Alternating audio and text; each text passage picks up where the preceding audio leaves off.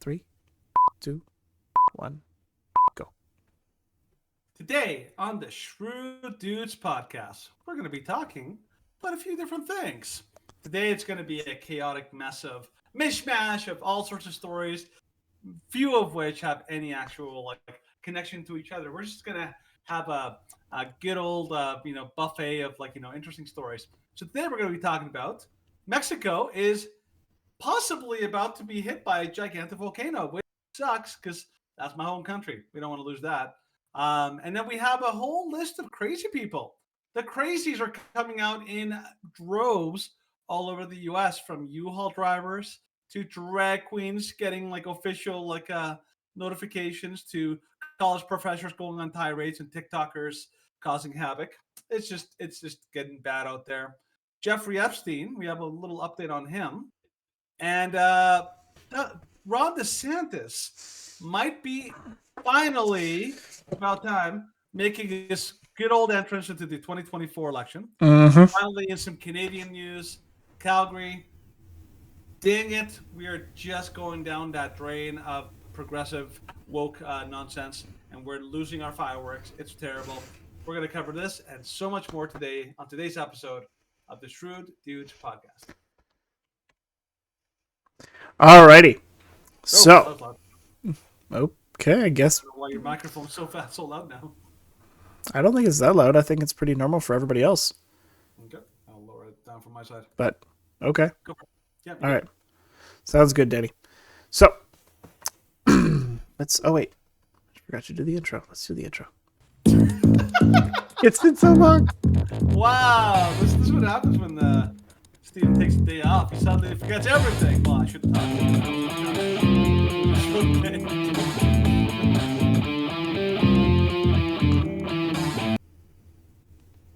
Yeah. Also, before I start things, if you wish to be a part of the Thursday conversation, because we said that we'd open it up and we'd have it on our guest server.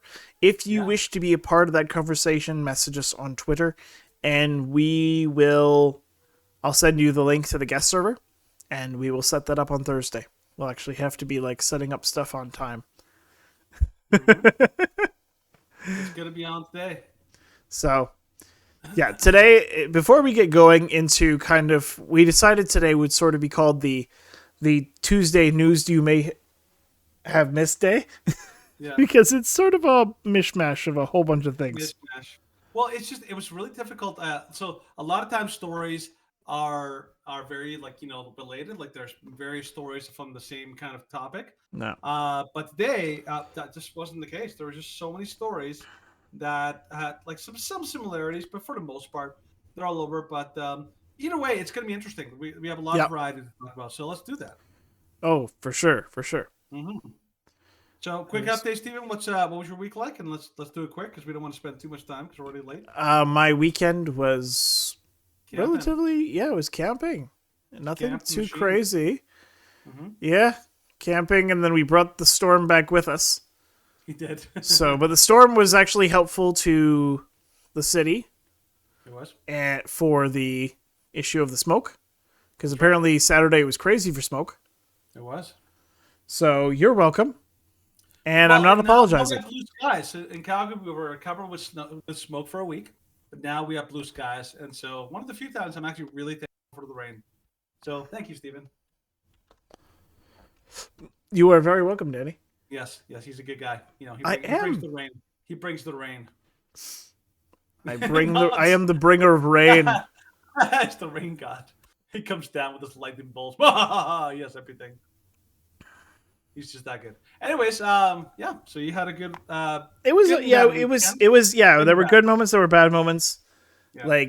I wish we could have stayed longer at the beach, but of course, this is what happens when you go camping with 2-year-olds, which I think is a stupid idea. But who am I?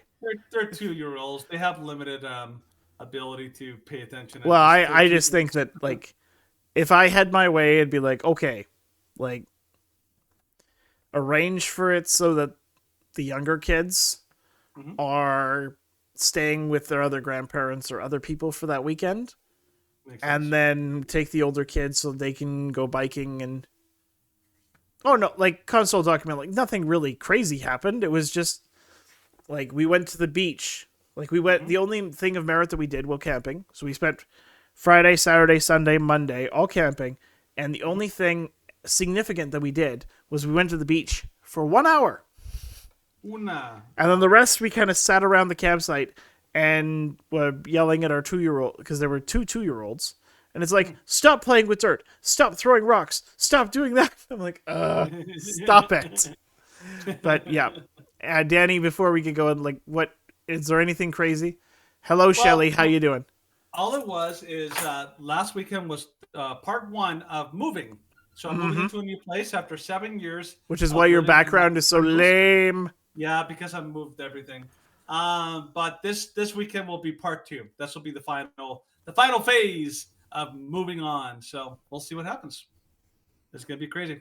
But Yeah. let's you ready to go? Ready to launch into this? Yeah. All right. So before we start, we actually forgotten to do this for a few days, but It's all for a Steve's few fault. sessions. Well, yeah, I forget things. I'm sorry. But we will begin the session with the prayer of shrewdness. Yeah. So, most merciful and just Father in heaven, we pray over the words we are about to speak. May we be your mouthpieces this day. Use us to speak the truth fearlessly. Guide us that we may speak wisely. But as we have been shown mercy, let us also offer love and peace, even to those who curse and abhor us, that we may be instruments of your love in our growing ever darker world. Amen. So, let's jump right into Mexico, because some people think Mexico matters. By the way, just a little quick update. I'm gonna start putting the stories that we cover just in the chat so people can like Oh, that's actually can somewhat see them handy. as they go. So if people want to like That is read along, that's great. good. That's good. Yeah, there you go. All right. So, gray day. Huge swaths of Mexico are blanketed in dust as. Okay, I'm not even going to try to pronounce that. You pronounce that. Popocatépetl. Exactly. I was just like, oh. I had to learn Super it when I was white. in Mexico City. Popocatépetl. So Popocatépetl, for anybody who doesn't know, it's a major volcano that is in the vicinity of Mexico City, and it's a feature. It's like Mount Fuji is to Tokyo, what Popocatépetl is to Mexico City. And I talked to my mom this week, and apparently there's a little worried about this volcano potentially being kind of active. So obviously these are always like you never know, but this volcano has the possibility and the potential of turning into a Mount St. Helens. And Wow. imagine Mount St. Helens, and not in a random very like lowly populated area, Yeah. but right next to one of the most popular cities in the world. Yeah. That's Crazy. kind of a big deal, son. Big deal. Yes, it is. So yeah. Crazy. Alrighty. Mm-hmm. So you're gonna read through it, or are you gonna? Oh yes. Sorry, I was trying to check my settings because I'm like, okay, like I think my microphone is set up to the right settings, but I'm just double checking so that people don't get static or anything. Huge swaths of Mexico and blanketed by dust. The country's security coordination increased to threat level yellow, or for yellow phase 3. At least 3 million people have been ordered to evacuate due to the volcano. So that's way worse than, of course, all the fires we've been seeing here in Alberta. Yeah. But, of course, both are natural disasters. Both are bad. We, of course, pray for those affected. The next step, a red alert, triggers mandatory evacuations, and dozens of shelters have already been opened in areas surrounding the crater as a precaution. Approximately 25 million people live within 60 miles of the volcano, just 45 miles southeast of Mexico City. Yikes. So it's not like right in the vicinity, but any major eruption would kill like hundreds of thousands of people instantly. Wow. And probably like this is okay. So this is a pyroclastic. Yeah. This is like the super powerful dust. Mm-hmm. Even though this image is definitely not pyroclastic. Well, I've looked at a couple of images of volcanoes that they use for these kind of volcanoes, and like it's the kind of volcano where obviously at the very low end you might get lava flows. At the high end you could potentially get like pyroclastic flows. So it's dangerous. Like it's not something you want to see blow, but it has the potential. And I mean, like look at some of the images they have there of the smoke. I mean, if you imagine being in Mexico City and seeing the smoke. So if you actually scroll down a little, Stephen, yep, they have some of the actual images of Popocatépetl and the smoke that's actually coming down. Oh dang! Right. So it's it looks a lot like Mount St. Helens. Yeah. it's a dangerous kind of like looking Yeah, it's volcano. crazy. So hopefully it's not like going to be like, and that's how far it is. So I have found. So I'm like, you don't want to see that volcano blow because that would affect a giant amount of people. Mexico City is hugely populated, so yeah, keep that in your prayers. It's something that I've been keeping an eye on. So it's something that if it blows, it would be overnight. It would be the biggest story on earth, just because of the amount of people that would be affected by that thing. So Yep. any amount of people that would die from that thing Oh would yeah, be. crazy. So All right. it's the kind of story that very few people have heard of. So. Mm-hmm. Yep. Mhm. Also, for a story that very few people have heard of, let's talk about the Dial of Destiny. Yeah, well, Is now the worst. in Indiana Jones and the Insufferable, Insufferable wokeness. which is why a lot of people are calling it. The Dial of Insufferable. Destiny is now the worst reviewed Indiana Jones movie. I've always been a big fan of Indiana Jones. I have too. My dad was like, "You have to watch these films." It was like that and Star Wars. Those were like the two films that, as like a 6-year-old, he's like, "You have to watch this." And Back to the Future. He didn't prioritize Back to the Future as much. Like it was actually like I watched the first one, and then like I watched the second and third one when they came on TV. So, anyways, so almost like Han Solo, only instead of space Nazis, we had real Nazis. But when Kingdom of the Crystal Skull came out in 2008, it was so bad that I wish Spielberg had heeded the title of Indiana Jones 3. It's the Last Crusade for a reason. As the years have gone by and my patience with this stuff grows thin, I realize that sometimes you have to make some judgment calls about the things you love. For instance, I know that all the Star Wars films are canon. I only consider the original trilogy to be true. No.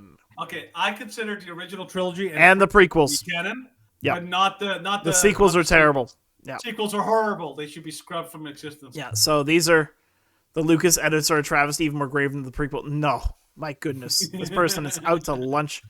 But honestly, none of the films after the first trilogy really count except for Rogue One. Rogue One was quite good.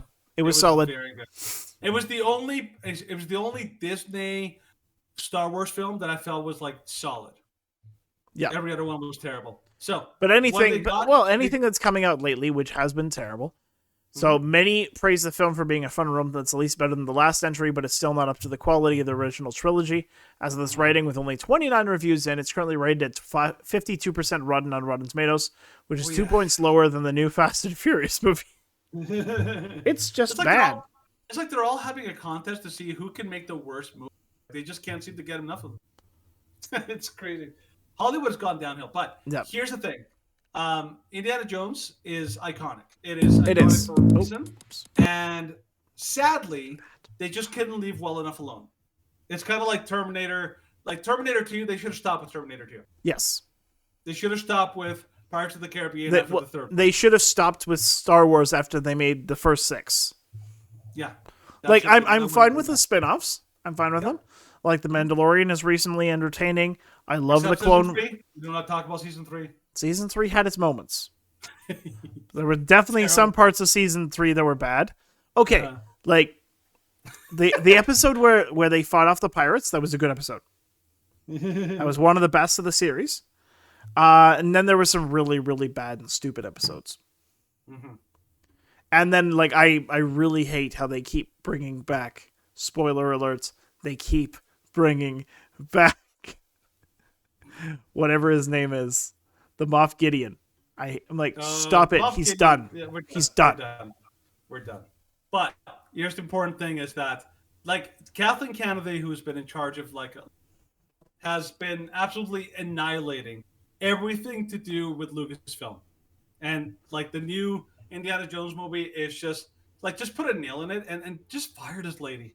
Like, Indiana Jones is iconic, and I hate how they're doing to Harrison Ford. He doesn't deserve this kind of treatment. He's a much better guy. He deserves much better. So, anyways, Indiana Jones 5. Do not watch it. Don't subject yourself unless you feel like you have to do penance. You have to force yourself to suffer. I mean, that's the only reason I can imagine somebody having to watch this filth. So, anyways, let's move on to the actual. Every time I think of doing penance, I always think of like the Monty Python. I want what? It's like, yep, that's penance for you. Anyways, as Conquerworm described earlier, this is the new Hispanic face of white supremacy, apparently. So everything we know about the suspected white supremacist who crashed the U-Haul truck near the White House, 19-year-old Sai Varshith Kandula of Missouri, faces a range of charges connected to the intentional crash. You know, when I hear the name Sai Varshith Kandula, I immediately think white supremacist. Yep. That was the first thought that comes to mind. 19-year-old man has been charged with threatening to kill, kidnap, or inflict harm on the president, vice president, or their family members after allegedly ramming a truck into bollards outside the park near the White House. Sar Varshith Kandula was arrested after intentionally crashing the U-Haul into barriers outside Lafayette Park in Washington, D.C. at roughly 9:40 p.m. yesterday. And this is, of course, via the United States Park Police and the United States Secret Service. He's been charged with assault with a dangerous weapon and reckless operation of motor vehicle. News agencies photographed police officers removing a Nazi flag from the truck and examining the flag on the ground, which is really unusual.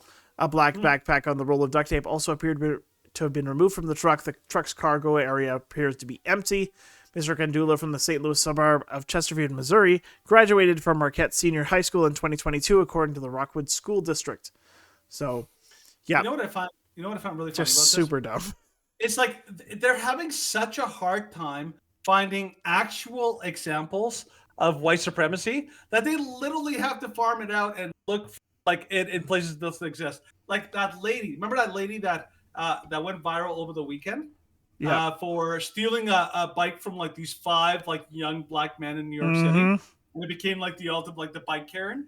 And I'm like, everything about that story is like, are you freaking kidding me? Like it takes you 2 seconds to think about that, and it's obvious that is a complete hoax. Actually, what's more obvious is that they were probably trying to pull a scam where basically they wait for you to like unlock a bike and then try to steal it from you so that they can basically get sell that bike for whatever thing, and you get stuck with the price tag. So, anyways, they're looking for white supremacy where it can't be found, and unfortunately, as always, it's their efforts are so sad. A 19-year-old man with what does he have, like a Middle Eastern background, or what is it like? I think he's Indian. I think Indian? he's East Indian. Yeah. That sounds like yeah. Look at the picture. Look at the picture of the guy. Oh yeah. The guy literally looks as like far from white supremacy. Hello, welcome to Bell Customer Service. I would like to join your white supremacist group. It's like, did you ever? It would be like a black man joining the Ku Klux Klan. Be like, I want to lynch some black people. It's like, oh yeah, it's so literally one of the best Dave Chappelle sketches of all. Yeah, or like the Babylon Bee, where like the white the Ku Klux Klan members invite all these like people from like other cultures into the white supremacy like Ku Klux Klan. They're like, yeah, he's from Mexico. He definitely wants to join the Ku Klux Klan. Definitely, everybody wants to join the K. Actually, okay, I have a coworker. So my one coworker, who shall not be named, funny guy, definitely not politically correct. Okay. He calls my other coworker. So he has a name that starts with K. And so he calls him KKK. And like he'll say it right in the middle of campus. And it's just like, stop it! Do not call him that in the middle of campus. You're gonna get us in trouble, bro. You're gonna get him in trouble. Anyways. All right, moving on to the next story. Just moving on to the next story. We're gonna like plow through these. So, next story of talking about insanity that nobody really saw coming. It's Washington State. Everybody saw this coming. Spending $83,000 on DEI training featuring co-founder of Drag Queen Story Hour. Ooh, yay. Oh, we know who that is. We know who that is. We do. We've talked about them before. Yep. They're just getting even more crazy. Yeah. Anyways, so Washington State is planning on spending approximately $83,000 on diversity training featuring the co-founder of Drag Queen Story Hour. According to the Daily Wire, the DEI Empowerment Conference was scheduled for every Wednesday in June to include training on diversity, anti-racism, and equity. I don't even want to press on that video. Nope. Nope. Don't even do it. Don't even think Keynote about it. speech titled Drag Queen Story Hour and Fireside Chat is scheduled for June 21st as part of the conference in order to defend drag performances in front of minors.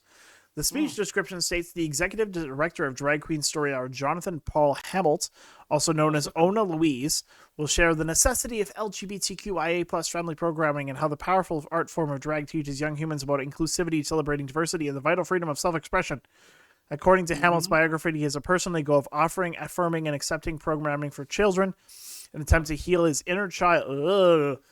Translation: he has a need to be affirmed by young children. That basically, like, he basically needs the affirmation of young children, which is also what pedophiles are like. Yep. You know, they love that affirmation from children. So yep. Funny how like well, this is not the only woke story about like appealing to drag queens. There is also we forgot to mention this when we forgot to have this in the story, but there's the the LA Dodgers. What happened there? So the LA Dodgers had invited a group called the Sisters of Perpetual Indulgence. Of course they did. And it's basically a drag queen show that mocks nuns. Oh, and seriously? like blasphemes them. And then there was a huge backlash from Catholics, of course. And so the LA Dodgers were like, well, we rescinded our invitation for them to participate as the headline, as one of the performers at this event. And then the LGBTQ plus Pride marchers got involved, and they attacked the LA Dodgers. With the real power. Yeah, people with the real power attacked the LA Dodgers for not being inclusive and being bigoted. And so the LA Dodgers re-invited the Sisters of Perpetual Indulgence, and they are once again performing at the LA Dodgers Pride Night.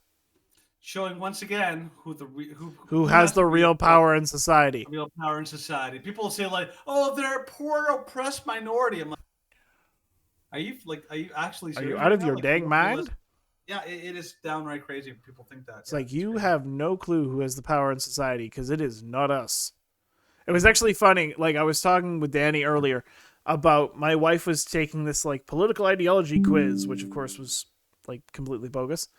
And she was taking this quiz, and one of the questions on the quiz was, and I lost my train of thought midway through because I was laughing.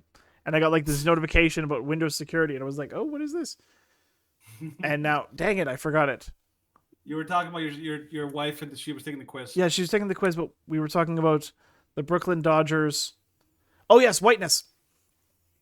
And so one of the questions was, do you feel that whites are advantaged, disadvantaged, or neutral in society? And it's like, well, in today's society, whites are actually disadvantaged because we don't get kind of the benefits of victim privilege.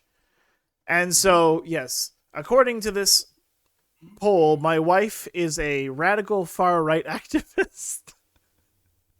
And I'm like, well, every single poll that's going to ask that question is going to label you as a radical far-right person. And Danny, Roxanne Dawson is the person who is playing Ahsoka. Oh, okay. So that's not Roxanne. It's Rosario Dawson. Rosario Dawson. Okay, sorry. Yeah. Rosario Dawson. Yeah. That's why I was confused. I'm like, who's Roxanne Dawson? No, it's Rosario. Sorry, my bad. Rosario. My bad. That would make more sense. Okay, so, but thankfully there has been some small amount of repercussions for wokies. So woke NYC professor fired after hurling foul-mouthed abuse at students over pro-life stand has also emerged. She sued NYPD for abusing her during George Floyd protests. I think it's also significant that when she was confronted by a reporter on Monday, she held a machete to his throat. She has now been fired and is emergency suing the NYPD. It's like, well, she should be in jail. Crazy. Yeah, so Shailene Rodriguez was an adjunct professor of the School of Visual Arts at Hunter College. Early in May, she angrily confronted students manning a pro-life stand. And as you can watch in the video, they don't do a great job. Who does? The pro-life kids. Oh, they're just not. So like here, this is the video of her confrontation.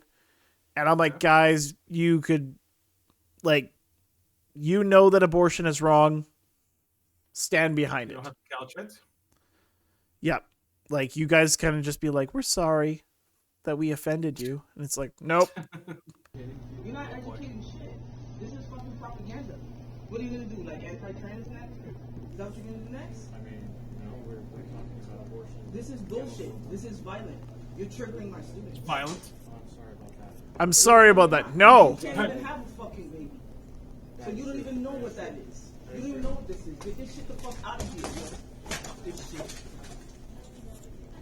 Yeah. Just a super sane and rational person. Lovely person there. What a lovely person. So, like, this is another one of those situations. Like, we remember the teenager who confronted Trudeau and then just kind of got stomped on because he didn't know much. I'm just like, dang it, I wish I would be like, oh, like, do you know this stuff? Because I do. Yeah. It's just like, this is how you talk to people when you are aware of the facts and the information. Like, I had a coworker and he's like, yeah, like, abortion is fine because they don't become human until birth. I'm like, where on earth did you hear that? And he's like, well, it's just a fact. And I'm like, no, it's not. It's a fact that you want to be true. Well, he was like, he's like, okay, like, do you have a source for that? And I'm like, here, this is literally like a whole bunch of biological texts. And he's like, oh, well, if that's true, then abortion is wrong. And I'm like, yes, it is. I'm like, excellent. I have one. You mole. Come into my clutches. Yeah. So I remember we had that one of our buddies, Josh Gale. Yes. And he was going to work for CPR. He was good. Well, he was going through the internment. Yes, he was. Not the internment. I was going to say not the internment. The like internship. Internship. Yeah, internship. Not the internment. And so Sorry, he Josh. was going through that, and we were going through a whole bunch of pro-life memes or like pro-choice memes. Yeah, we're debunking them. But like it was obvious that like you and me, basically, we had we had instant answers to all of them, and Josh was like a little bit stumped by a lot of them. Yeah, he was like, so it shows I don't know how to address this, and it's like, okay, that's fine. It shows that like it's not easy. You have to practice it. You have to think about some of these things, and you have to like basically the more informed you are, the better and quicker you'll be at spotting what they're doing and how to answer them and all that. I don't blame people if they don't know. It takes a lot to be able to engage in it because a lot of what happens is people on our side, the pro-lifers, we're basically fact-based. So in order to be fact-based, you have to do your research. People on their side are gaslight-based. So everything that they do is not based on information. It's based on gaslighting. And gaslighting is really easy to do and very like unintelligent people can do it. Yep. So it really doesn't take very much to be able to be pro-choice because you just have to make the other person sound like they're evil. Or even in the start, like, so there was a couple articles that came over the weekend that people thought were very like inflammatory against the UCP, and one of them was this UCP candidate who in 2020 was like, well, like, the issue with blacks is not an issue of race, it's an issue of culture. Like, there is a problem with criminality within the black population in the United States. And they're like, these are racist. And I'm like, no, they're not. They're not racist. Yeah. And so... what is that the last election? The previous one? No, this is from this election. Okay, because I saw an interview, Andrew Lawton did an interview, former UCP candidate in the previous election, and she was absolutely like maliciously railroaded by everyone, including like by UCP people and all that. And the whole thing was a complete farce. Like it was a completely manufactured outrage, and her life was destroyed. And this is why I tell people, like, why wouldn't you vote NDP? I'm like, well, NDP is not an option because they're pathological. If you're willing to lie so blatantly, during such a difficult time, or like during an election season, that you're clearly going to like be dishonest and act in bad faith when you have no reason not to be. I mean, if someone has a reputation of being a liar, pathological, then yeah, they're good. You better believe they're not going to be honest when the time comes.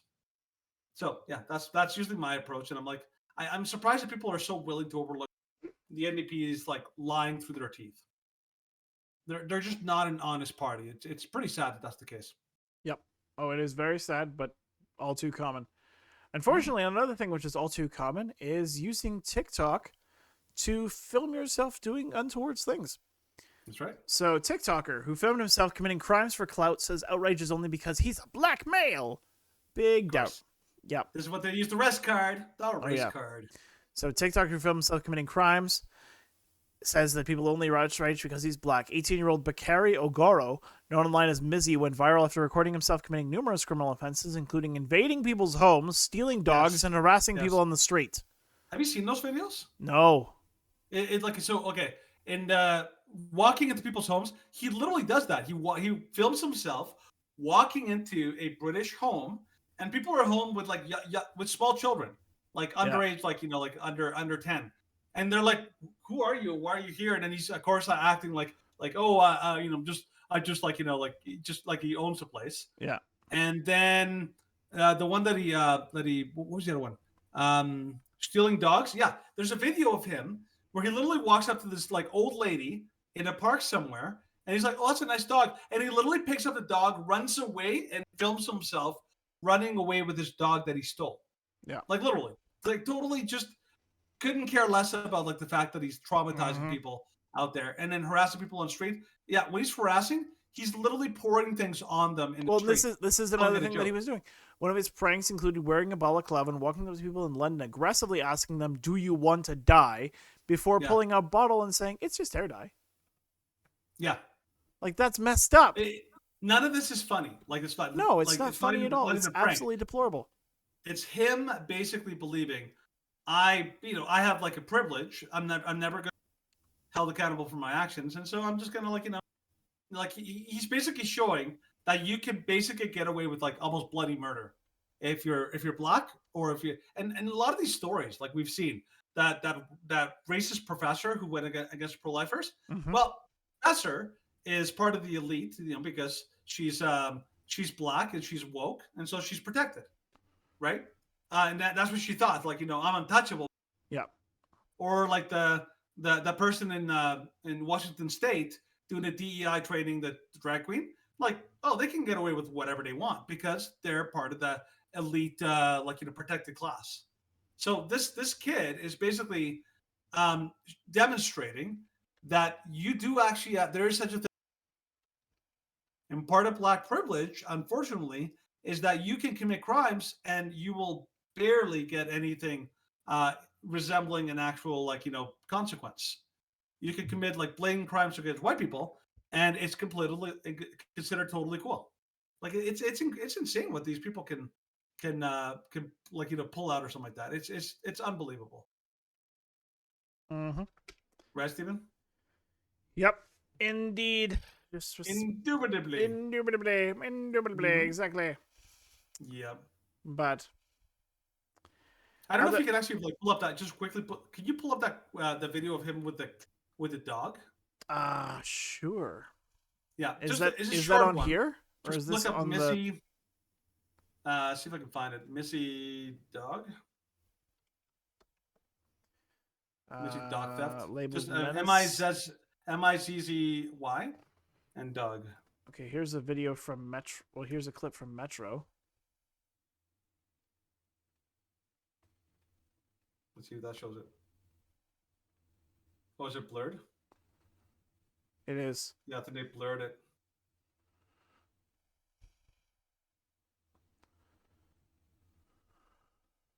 Yeah, no, just look up Missy on Twitter. Go to Twitter. Oh, don't go on Google. No, look on Daily Mail. Daily Mail has.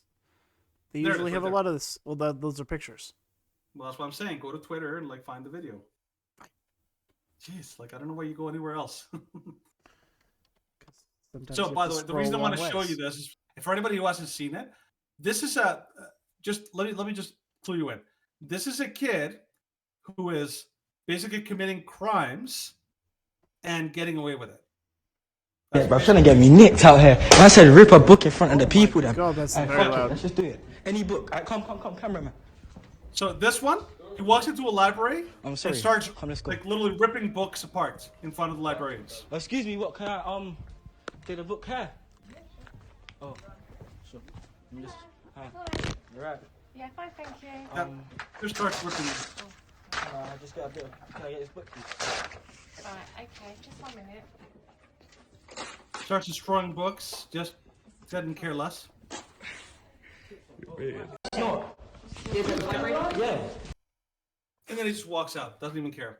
Below, a little bit. Yeah, this is the one where he walks into a house.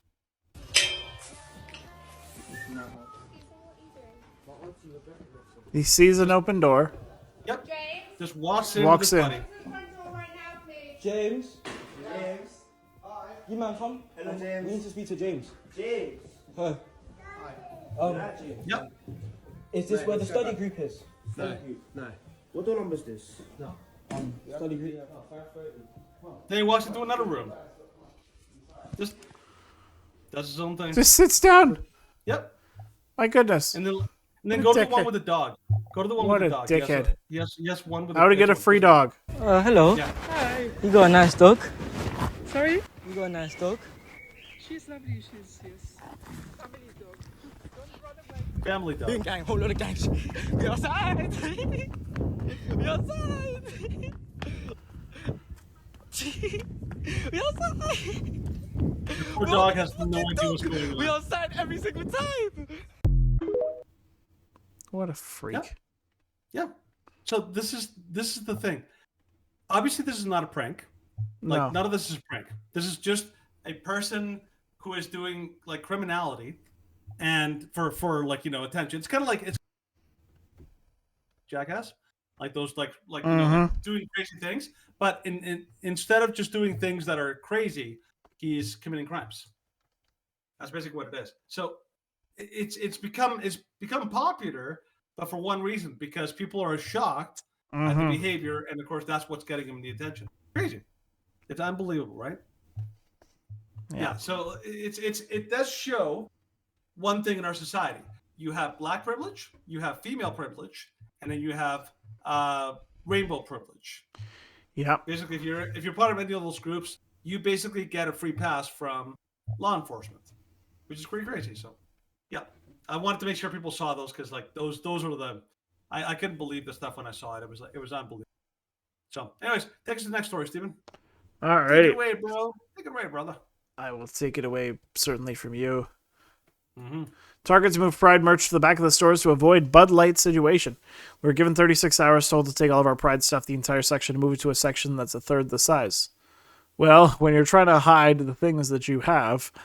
So Target has reportedly held emergency calls with a number of managers and senior district directors, instructing them to scale down stores' displays of Pride-related merchandise. Target's decision to sell a selection of LGBTQ-themed clothing and accessories to children was slammed by many on the right, and as a result, the retail giant has sought to avoid a Bud Light situation.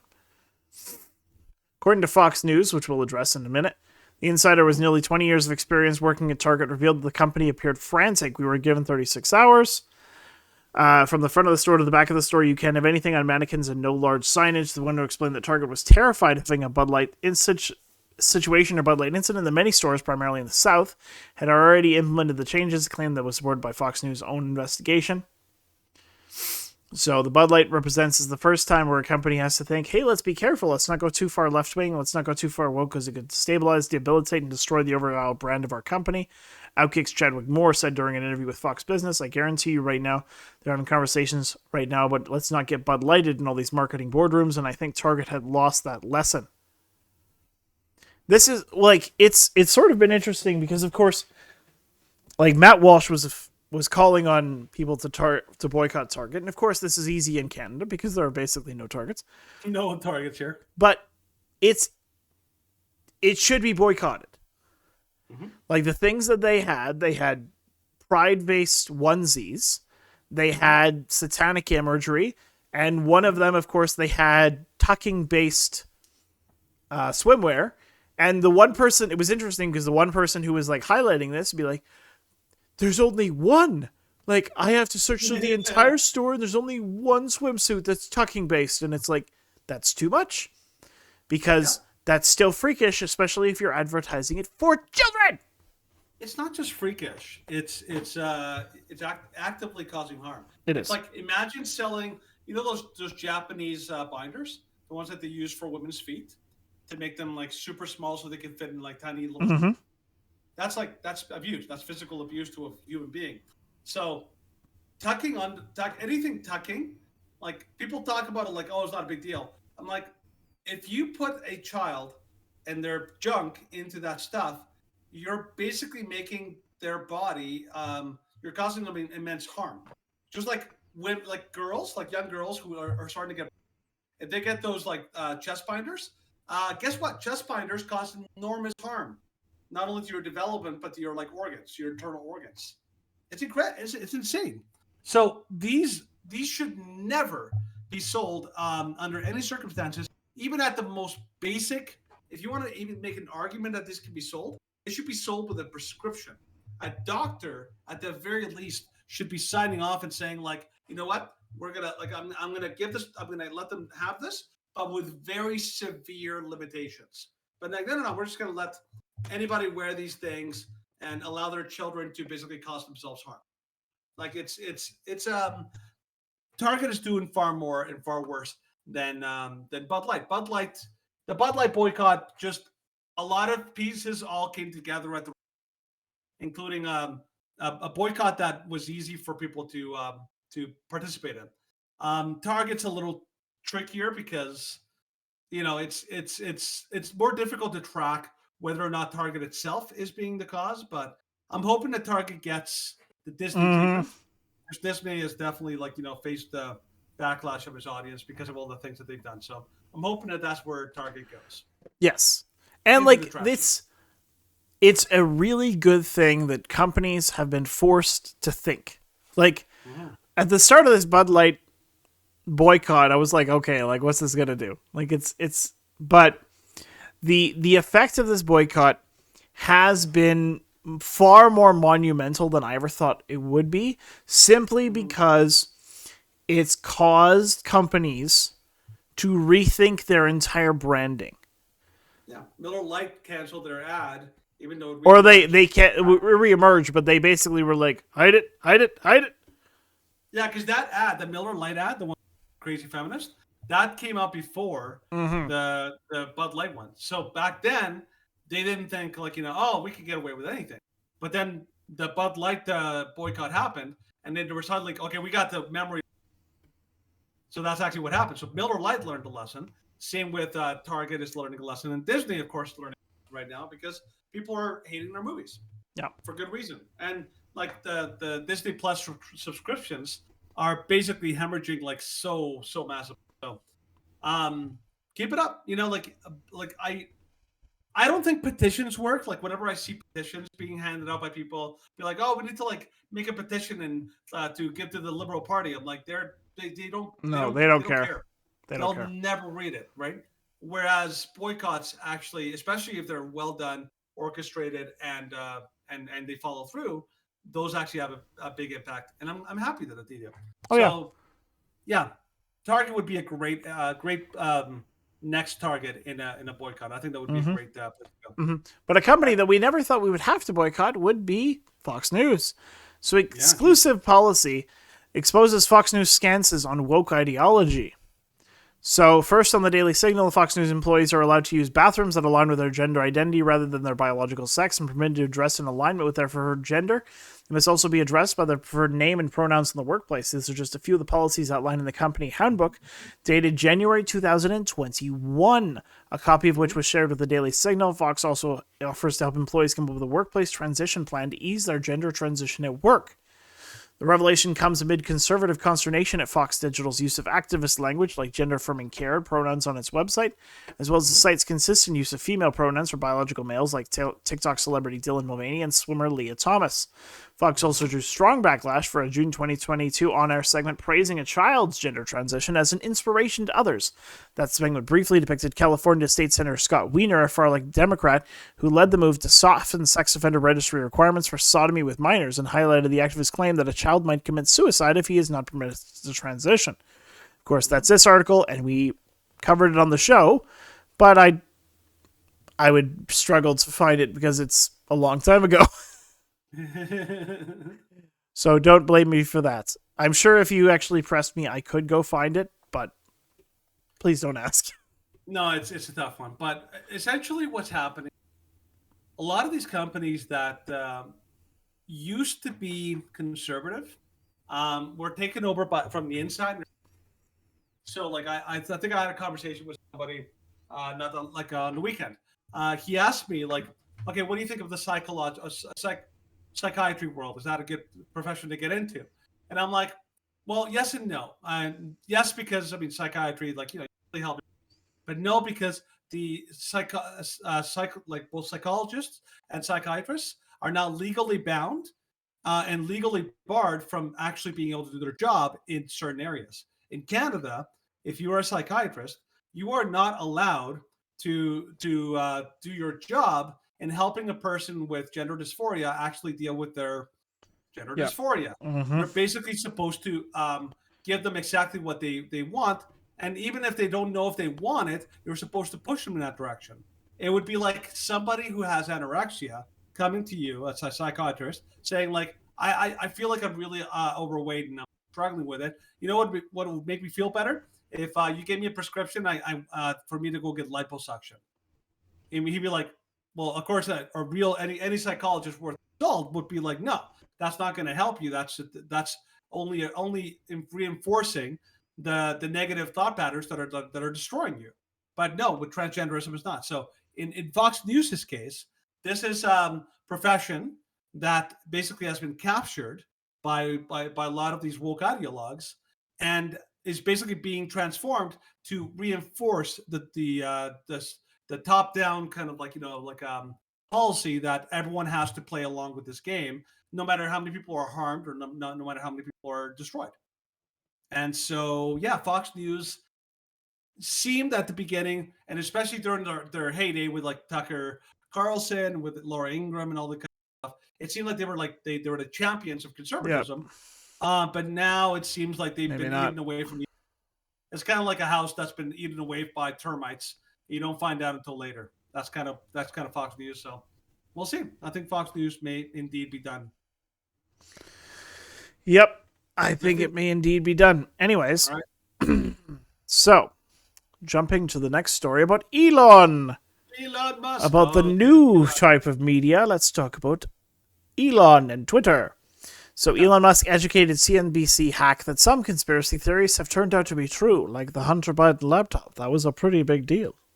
In another compelling appearance, Twitter owner Elon Musk provided a blinkered? CNBC journalist with an education on what is and what isn't misinformation or conspiracy theory. Yeah, it's a video. Maybe you can play a video. Yeah, let's do it. It's funny. You do some tweets that seem to be, or at least give support to some who would call others conspiracy theories. Well, yes, but I mean, honestly, some of these conspiracy theories have turned out to be true. Which one? Well, like the Hunter Biden laptop. That's true. Yeah. Yeah. So that was a pretty big deal. There was Twitter and others engaged in active suppression of information that was relevant to the public. That's a terrible thing that happened. That's election interference. Dang, son, that's how it's done. Just a little bit. There's also here. But how do you make a choice? You don't see, I mean, in terms of when you're going to engage. I mean, for example, even today, Elon, you tweeted this thing about George Soros. Well, I'm looking for it because I want to make sure I quote it properly. But, I mean, you know what you wrote. But you basically... I said it reminds me of my videos. It's like, calm down, people. This is not like made a federal case out of it. You also... he said he wants to erode the very fabric of civilization, and Soros hates humanity. Like, when you do something like absolutely. that... Do you I think that's true. That's my opinion. That's my opinion. Why share it? Especially because, I mean... Why share it when people who buy Teslas may not agree with you? Who cares? Advertisers on Twitter may not agree with you. Why not just say, hey, I think this. You can tell me. We can talk about it over there. You can tell your friends. But why share it widely? I mean, this is freedom of speech. I'm allowed to say what I want. You absolutely are. But I'm trying to understand why you do, because you have to know it's got a... It puts you in the middle of the partisan divide in the country. It makes you a lightning rod for criticism. I mean, do you like that? People today saying he's an anti-Semite. I don't think you are. No, I'm definitely. I'm like a pro-Semite, if anything. I believe that probably is the case. Yes. But why would you even introduce the idea then? that would be the case. I mean, look, we don't want to make this a George Soros interview. No, God, no. I don't want to at all. But what I'm trying, even came up though in the annual meeting. I mean, do your tweets hurt the company? Are there Tesla owners who say, I don't agree with his political position and I know it because he shares so much of it? Or are there advertisers on Twitter that Linda Yaccarino will come and say, you got to stop, man. Or, I can't get these ads because of some of the things you tweet. Pause. And then a great response.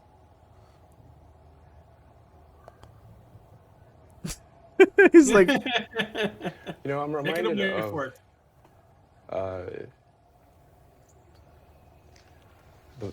there's a scene in The Princess Bride. Great movie.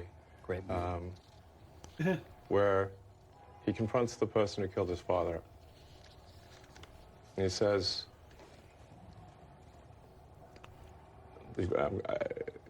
offer me money. Offer me power. I don't care. So you just don't care. Nope. You want to share what you have to say. I'll say what I want to say, and if the consequence of that is losing money, so be it. Okay. All hail Elon. Yeah, I think what he does. Okay, it's like so. People don't realize that what that interviewer was doing is classic, gaslighting. That's exactly what he was doing. He was like, "Well, you can share your opinion, but why would you? Why would you want to do that? Like, don't you know that people hate your opinion? Don't you know there's criticism and that people get upset? And this is all gaslighting. It's trying to make him frame it in a way that makes him think you're bad, you're mean, and you're evil for sharing an opinion. Not the fact this was an unpopular idea not that long ago. The idea is that everyone has their opinion, free to share your opinions, whether or not they were popular. Nowadays, the idea is that if you have an opinion that people dislike, you are basically guilted into not sharing it. You have to self-censor. That is not a free speech mindset. That is a censorship mindset, and that is the mindset that every other major platform is trying to push, except Twitter. And the fact that Elon Musk is such a big believer in free speech, it's the people, obviously, the ability to speak is amazing. And I think people should absolutely not apologize for the ability to speak freely. And yes, everyone should, it's always a good idea to be thoughtful and to think about what to say. But we've gotten to a point where it's like, everyone has to be petrified of saying the wrong thing because of people who are easily offended. And that's the way that the world is going. And it's not a good world. A world where what people being offended is much more important than being able to speak your mind. It's a terrible world. And by the way, console document, yes, we have this. Any thoughts on Elon's there, Stephen? Well, no, that surmised it quite well, and the idea that so many organizations, like you think about Fox News in the previous article, you think about a lot of these other kind of mainstream sources that used to be censored, that used to be based on truth and facts, and now have caved to the woke left because they know that a lot of these ad organizations, they know that a lot of these big techs, or these big organizations in terms of big money and big banks, are all promoting kind of DEI and all of that ilk. So they've all been pushing in that direction. And they said, oh no, anybody that goes against that, we're going to pull advertisements. Like we look at the Daily Wire, and most specifically, the most interesting and famous ad pull was Harry's Razors. Mm-hmm. And then Jerry Boring and the Daily Wire had a fantastic response to that. Be like, all right, we'll make our own razors. That's what conservatives had to do. And that's what happened when Elon took over Twitter, in that Twitter was not a platform that could easily be recreated, especially considering that Amazon and these other big tech servers and these big tech platforms essentially control what is said in a lot of these platforms. Like Parler. Parler was great for what? About 2 weeks? And then it was shut down. Longer than that. Well, but Parler only had like the Twexit. The Twexit was from, I believe it was from December 14th to about January 10th. Because it was during that time after YouTube and Twitter started taking down videos and started taking down posts that challenged the muffin sale of 2020. And then there was a massive exodus to Twitter. We went from having 21,000 to 37,000 followers in the space of like 2 days. And then Parler was banned and it all went away because they realized that because these organizations control the servers, they can ultimately control what people say. And Elon realized this. And then when he took over Twitter, and he's like, yep, we're too big of a platform for you to shut us down. And I'm making it so that people have free speech. Like, we're still going to obey laws. Like, there's still laws against threats. There's still laws against incitement. But we're not going to censor what people have to say based on misinformation, disinformation, or what the current regime likes. Yeah. So, and that's truly something that we need in today's society. Good to see, man. Yeah. Oh, what is going on with... Hold on. I'm going to fix... Why is this like this? Oh, yeah, we got doubled. I don't know why you got doubled. Yeah, I don't know why. Hold on. I will try and fix this. It's been a while since I fixed this. Spotlighted video. And then hide. Okay. I want to turn my camera off. There we go. Alright, that should fix it. Cool. I don't know why I did that. That was weird. Hey, maybe just one by default. Yeah. No idea. Okay, well, let's move on. Let's move on to the Bill Gates story. Indeed. So, from the Wall Street Journal, Jeffrey Epstein appeared to threaten Bill Gates over Microsoft co-founder's affair with Russian bridge player. The disgraced financier was trying to set up a philanthropic fund that he hoped would include the billionaire as an anchor donor. And of course, this is the subscription. Oh, you got to find it somewhere else, I think. All right, that's fine. I can do that. It was funny because everything was like, as per the Wall Street Journal article. And I'm like, okay, cool. Let's use the Wall Street Journal article. And then... Yeah, one of the things we run into whenever we do... There are a lot of news organizations paywalls. That have paywalls. Yeah. Including one of the ones I was mad about is... Was what? Counter Signal. Kian Bexley's. They did great. They're probably one of the better Canadian news stories or sites. And then they made a paywall and it sucks now. I'm like, well, can't read anything on there now. So way to go, Kian. Anyways, go on. Insider, Jeffrey Epstein. Okay. The conspiracy builds. Here you go. Have fun. Denny's mic is backwards again. No, it's not backwards. It's not backwards. I just... Conquer worm. Yeah, you keep getting after him. I'm going to go over the story. So Bill Gates had an affair with a Russian bridge player in 2010. The Wall Street Journal reported the woman later met Jeffrey Epstein in 2013. He paid for her to attempt a coding camp. Epstein asked Gates to repay him for the camp in 2017, implying that he would expose the affair, per the Wall Street Journal. So Microsoft co-founder Bill Gates had this affair. Epstein sent the email after multiple failed attempts to get Gates to join his attempt to establish a sizable charitable fund with JP Morgan, according to the report. The affair was between Gates and a Russian woman named Mila Antonova, then in her 20s, around 2010, after the two met through tournaments for the card game Bridge. The Journal reported on Sunday. The Journal also found that a 2010 YouTube video in which Antonova talks about her passion for bridge and mentioned meeting Gates at a national bridge tournament. She later met Epstein around 2013 when she was trying to get funding for Bridge Plan, a business that would look to grow and teach others about the game that she loved.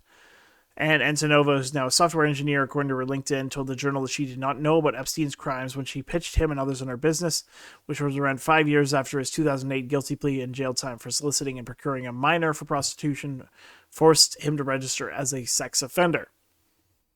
So this is all fairly well-known things at this point. I don't think this, like, people might try and say, be like, oh, like this means that Bill Gates is totally innocent. No. Bill Gates knew about a lot of these things, and he, of course, did visit Epstein's Island, or at least it's highly intonated that he visited Epstein's Island, and he says, oh, it was just a dinner. Like, I wasn't connected with him. I had no dealings with him. And it's like, well, Gates, like, if you're willing to lie so flippantly about something like this, then you're going to lie about a bunch of other things.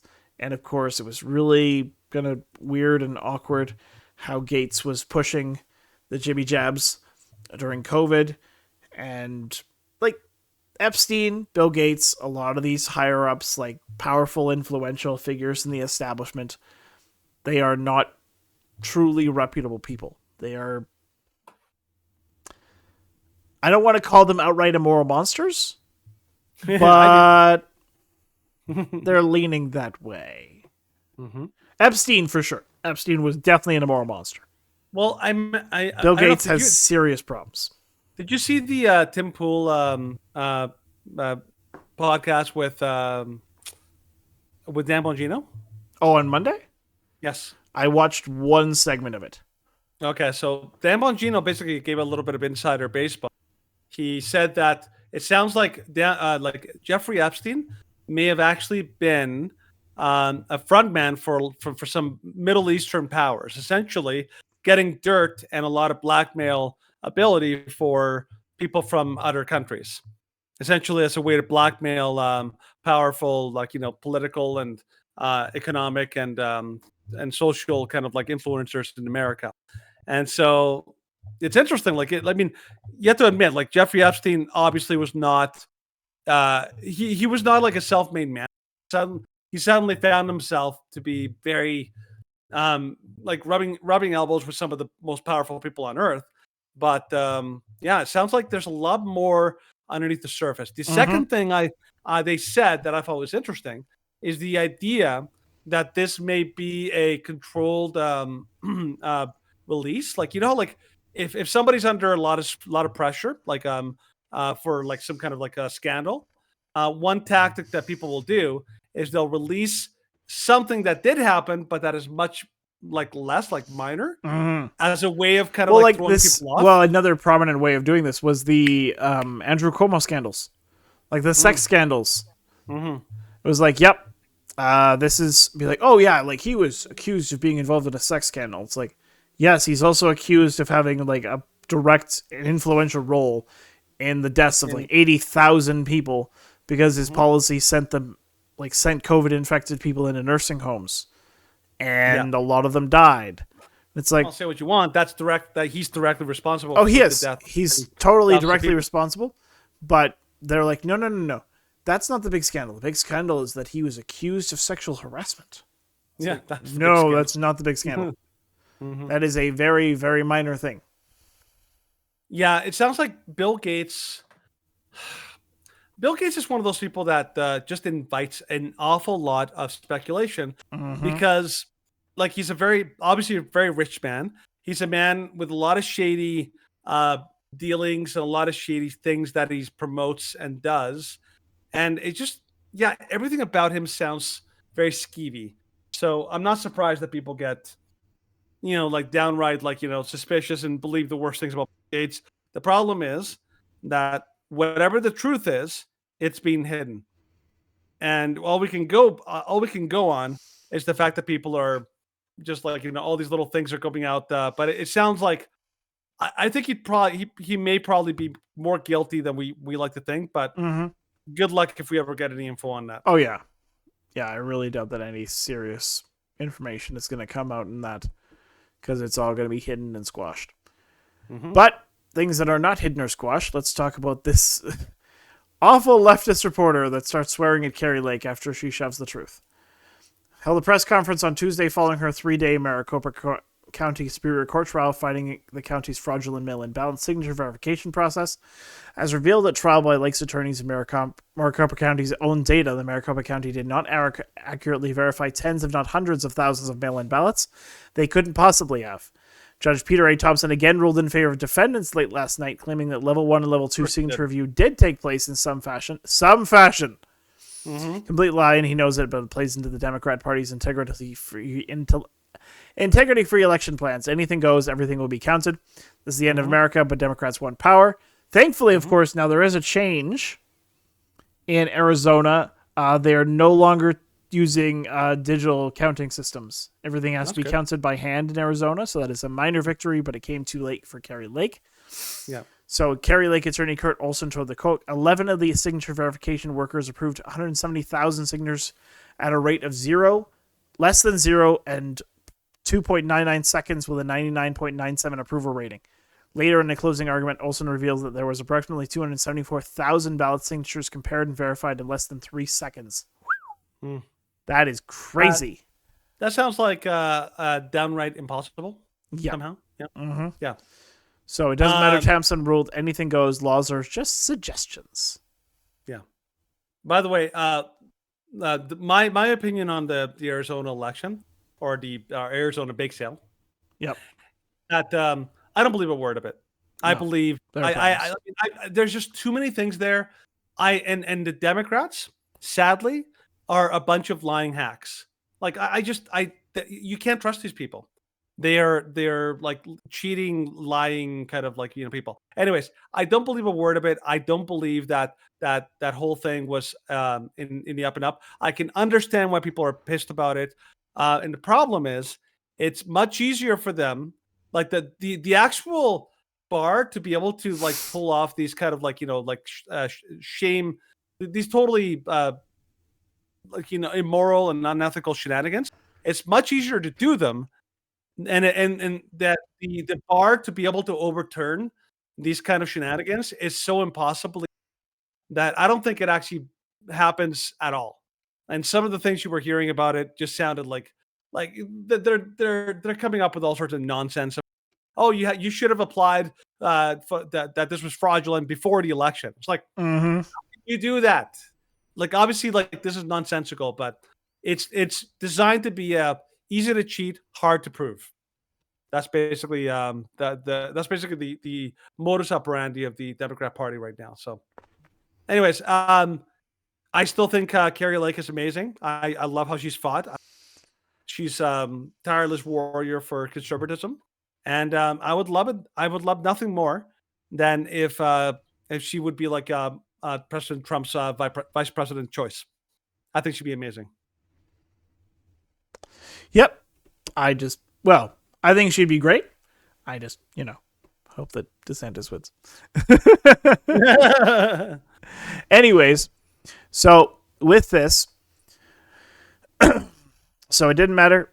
During a press conference on Tuesday, far-left reporter Brom Resnick asked a nasty question about Kerry's attorneys. That's when Kerry let him have it, telling the crowd Brom has been wrong on every major story that he haven't won en masse on kids. Brom did not appreciate this and lashed out, "You make up stuff." This did not go over well in the crowd that booed the leftist hack loudly. Kerry went on to school him some more.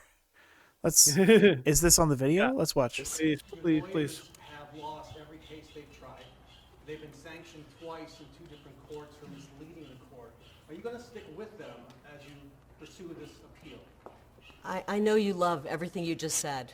You think it's, well, we're working in a very corrupt system, and you can't see it. I know that, Are your lawyers part of that corruption? No, they're not, actually. I have incredible attorneys, Bram. And I think the first time I met you, Bram, was at a story where what I'm trying to say is you're always on the wrong side. You're always on the wrong side. We were at a story where we were fighting as mothers. I was leading a rally at ASU. It was 115-degree heat, leading a rally to get our students out of masks. And Bram was standing there rooting for our kids to be masked up. You're on the wrong side of history. And I remember distinctly that day because you refused to say the Pledge of Allegiance and put your hand on your heart. So that's what we're dealing with. That's what we're dealing with.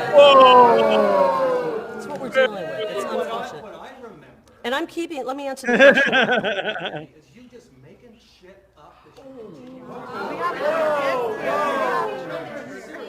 No, I didn't make anything up. I'm right. Our children should not have been in masks. They shouldn't have been in masks. They're not healthy for our children. And you were there cheerleading for masks and vaccines, like you have been. You're cheerleading for Maricopa County to continue to run shoddy elections. And we're not okay with it, and that's fine. You don't have to say the pledge, you're in America. But it tells me everything I need to know about where you stand with this country. Dang, son. Dang! Yep, that was good. That was good. Straight liquid fire. Liquid fire. She's basically the kind of person that you need. Like, you can't be soft with these people. Like, you can't, because they will eat you up. They're basically sharks, and you basically have to fight fire with fire. Yeah. Conqueror, I actually had heard a rumor about that, but I hadn't dived too deeply into it. But potentially something we could discuss on Thursday. We'll see. Yeah, we will see. All right, so jumping to the next story of all of this. Let's talk briefly about DeSantis, and I went to the wrong one. Not the wrong story. I just switched things improperly. Florida's 44-year-old governor entered into the rest will immediately shake up a Republican primary that has been dominated by former President Donald Trump. Most politicians will tell you that Twitter isn't actually real life. Ron DeSantis is making a bet that it is. In every red meat internet-fueled controversy of the day, from Bud Light to critical race theory to gas stove, few Republican politicians have ever been as plugged in online if he announces his run for president. In a Twitter Spaces session with Elon Musk on Wednesday, which is tomorrow, he's indicating his 2024 campaign will be waged as much there as on the town halls of Iowa or on cable TV. Yet for a politician whose chief vulnerability has long been his perceived lack of interpersonal skills, it's also a major risk. I really doubt that. For one thing, Musk, the polarizing outgoing CEO of Twitter, is such a controversial and outspoken figure. Not to the right. He is a hero to Republicans. A hero. So, like, oh yeah, it's Politico. I get that. Like, Elon Musk to all Republicans and conservatives across the globe, like, Canadians thought it was outright hilarious when he said to CBC and be like, oh, you're government funded media. And they're like, no. Like, no more than 70%. Like, at least 70, like 30% or more is privately funded. He's like, okay, 69% government funded media. Canadians thought that was hilarious. At least, like, real, honest, and true Canadians. Like, those who still vote for Trudeau are just like, well, you're brainwashed and you have no idea what you're talking about, because he's the most corrupt prime minister we've ever had in the history of the country. Yeah. But most decent centrist people who believe in values of free speech and freedom of expression trust that Elon Musk is doing the right thing for Twitter, and he is not controversial, outspoken. Mm-hmm. He's doing the right thing. Mm-hmm. And so all of this is, like, there's a lot of this is just, like, appealing to the left, saying that he's polarizing and that he's a controversial and outspoken figure. Elon Musk is not that. No, the way that the left works is they always accuse you of everything that they're. It's the iron law of leftism. So they accuse Ron DeSantis of being divisive when that's exactly what they're doing. Yeah, 100%. So for DeSantis, who will focus his election message on battling the woke left, it will make sense that in all the world, that continuing his online combat with the progressive, he has turned into a foil who's on Twitter, the far left and the far right, said Republican strategist who is supportive of one of DeSantis' potential rivals, former Vice President Mike Pence, who has granted anonymity to speak candidly about a likely opponent. This may be part of their campaign plan. So another thing that also happened to DeSantis over the past week is that there was an NAACP official memo saying that Florida is an unsafe place for blacks. And it's like, oh, well, let's analyze the person who sent that memo. Where does he live? Florida. Oh, yeah. Well, and then the Florida Republican Party was hilarious. The Florida Republican Party was like, so if you want to leave, the GOP will pay for your moving costs. And he just didn't respond. And I'm like, yep. This is what happens when you make claims and you have no way to back it up. Well, I think one of my favorite statements about like the differences between left and right is that people on the left do not understand, or even cannot understand or properly explain the arguments of people on the right. The people on the right can very effectively and Yeah. expertly tell you exactly what people on the left believe. Mm-hmm. It's Yeah. like this. This is why people who are woke generally have no way. They just can't imagine the sub, and they think that that's impossible. Like that, you must be crazy or you must be like lunatic or something like that in order to think something outside of what they believe. Yeah. It's a crazy like like a thing that to believe. But yeah, this is what political and people who are writing for them do is they can't imagine that in what universe would Ron DeSantis be good? Well, because they're stuck in this cult that doesn't allow them to believe that anybody outside of the cult can be a good person. Yeah. Well, it's like So, it's exactly what happens with the JWs. Yeah, exactly. But talking about people in the cult, let's talk about the WHO. So the next pandemic is coming. It's even deadlier than COVID, warns the WHO. So the head of the WHO warned that the world must prepare for the next pandemic, which could be even deadlier than the COVID-19 pandemic. In the meeting of the World Health Assembly in Geneva, Director General Dr. Tedros Adhanom Ghebreyesus sounded alarm that the COVID-19 pandemic is far from over. The threat of another pandemic, of another variant emerging that causes new surges of diseases and death remains, Tedros said, and the threat of another pathogen emerging with even deadlier potential remains. And I don't like how this immediately likes to scroll down to the bottom. However, the WHO recently declared the COVID-19 pandemic is no longer a health emergency. When the next pandemic comes knocking, and it will, we must be ready to answer decisively, collectively, and equitably, he added. You know the funny thing about that is that like before, okay, everything about COVID aside, Stephen, when was the previous major pandemic, like the worldwide pandemic? What was the previous one? The previous one? I'd say 2010 H1N1. No, that was not global. That was like localized to several countries. I'm talking global pandemic. So SARS. Actually, before that, it was I think it was like 1967. There was like I think it was called the Hong Kong flu. That was like the last like legitimate like global pandemic, not limited to certain countries and certain areas and all that. So when he talks about this being like a thing, I'm like, it's almost like these things do not happen globally the way that they like to say. So the fact that he's predicting that it's going to come like super soon, that sounds almost like beyond normal, like pandemics. It sounds more like they're preparing you. They're kind of like getting the ground ready to go so that when it does come, they're like, oh, see, we told you so. This was like expected, rather than like, wait, why is this happening again? And again, like we know that they're still playing like Mad Doctor with what do you call it, gain of function research. Yeah, they're still playing with that. So it sounds like they're priming the population for what will be inevitably another manufactured health emergency that they're going to capitalize on again. So it's just super slimy what these people are doing. Absolutely super slimy. Oh yeah, 100%. Like it's entirely. It's just like, oh yes, the changes must be made. What's the changes? More funding and more power. Of course, yeah. That's what we need. More funding and more power. I mean, this sure you do. Yeah, jerk. Bears a striking resemblance to like us. the plot of V for Vendetta. Yep. Funny enough how that works. But yeah, so like I think somebody shared something with me on Facebook that I thought was really good.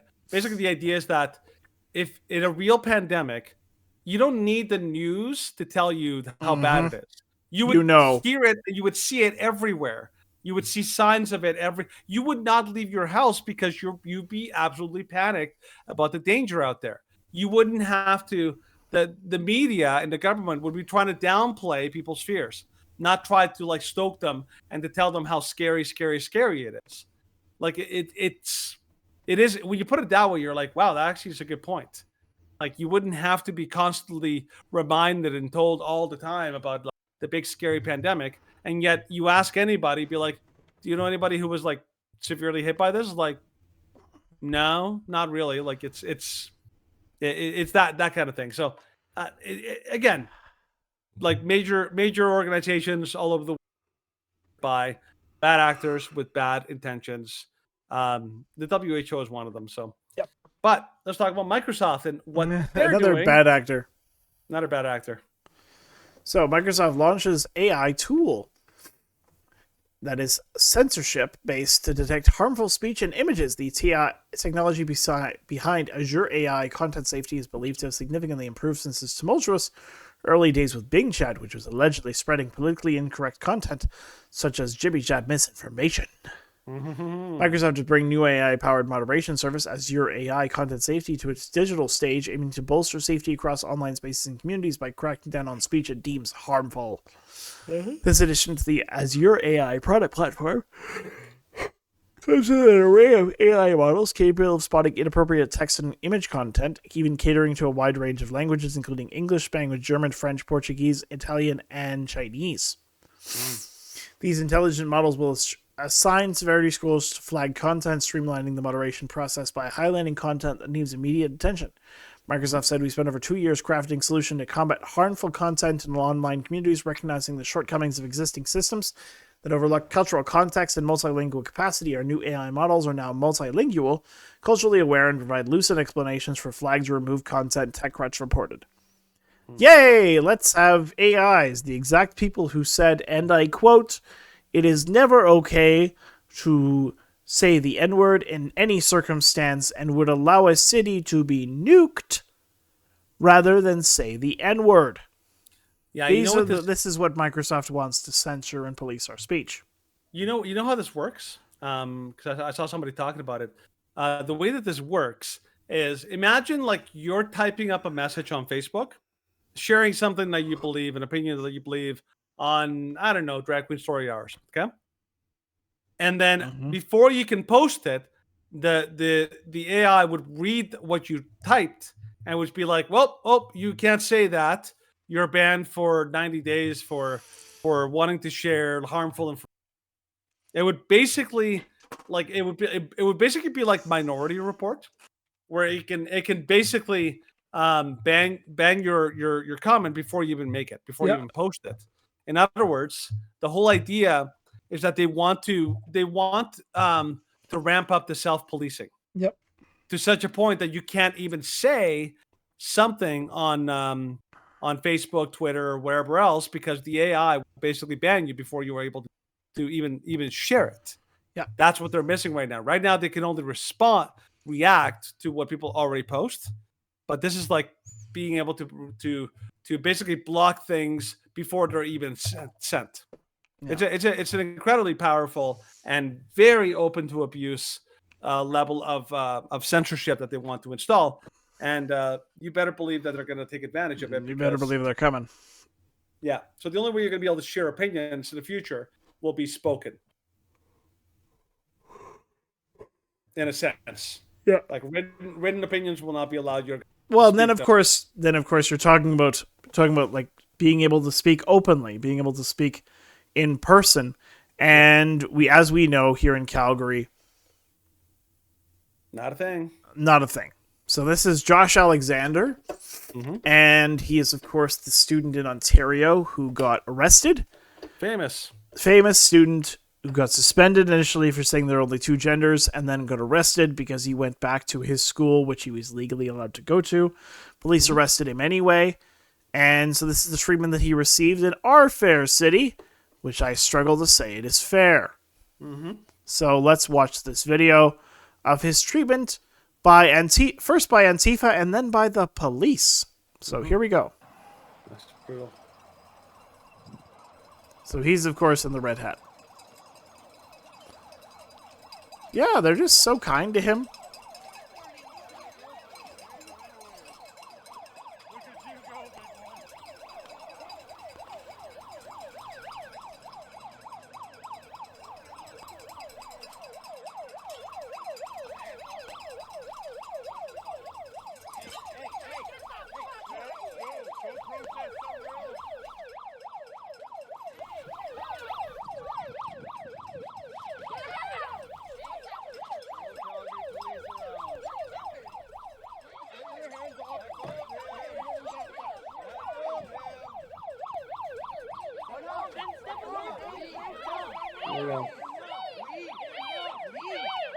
I realize the whooping is really annoying, but it's very clear who is the victim here.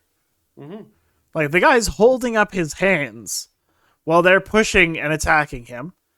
And then, of course, who gets arrested? He does.